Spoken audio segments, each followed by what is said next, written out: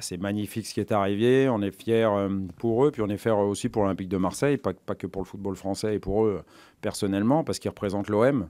S'ils étaient de cette victoire en Coupe du Monde, c'est par les performances qu'ils ont pu faire à l'Olympique de Marseille. Ensuite, ils viennent d'y retourner. Ils ont beaucoup célébré à nouveau, notamment contre les Pays-Bas. C'est bien, mais voilà, maintenant, il y a d'autres enjeux. Les enjeux personnels pour eux, des enjeux collectifs avec l'Olympique de Marseille. Je sais que pour un footballeur professionnel, le saint des saints, c'est certainement de gagner la Coupe du Monde, mais on a encore besoin, nous, de découvrir, encore pour certains, ou d'y retourner la Champions League, c'est notre objectif. Voilà.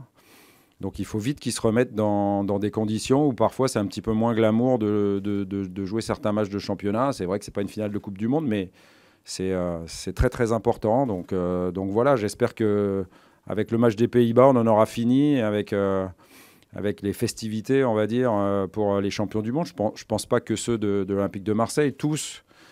Après, moi, je ne veux pas faire de raccourcis un petit peu trop rapides sur pourquoi Hugo Lloris a eu ses problèmes, pourquoi Kylian Mbappé a eu ses problèmes, pourquoi Adil Rami a eu ses problèmes, ou Steve, ou je ne sais pas, qui ne sont jamais les mêmes problèmes d'ailleurs.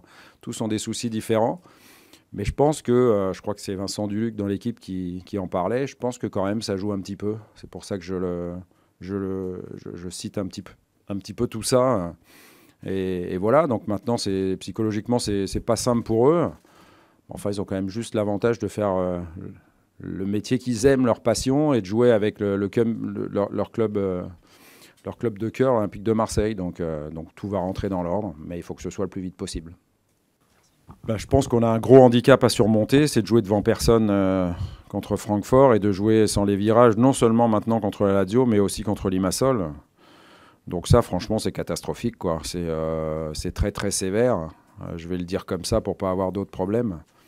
C'est très très sévère, mais je peux dire aussi dans un sens, enfin, ou dans l'autre sens, qu'un fumigène n'a jamais fait gagner un match. Donc voilà, on a besoin des supporters. Je l'ai dit, je l'ai répété. Je ne suis pas sûr que contre Leipzig au match retour, en étant mené 1-0 à la 5e minute et en devant marquer 3 buts pour se qualifier, si on avait joué à huis clos, on se serait qualifié pour une demi-finale de l'Europa League. Donc notre public est fantastique, on en a besoin, et si on en a besoin, il faut qu'ils suivent les règles.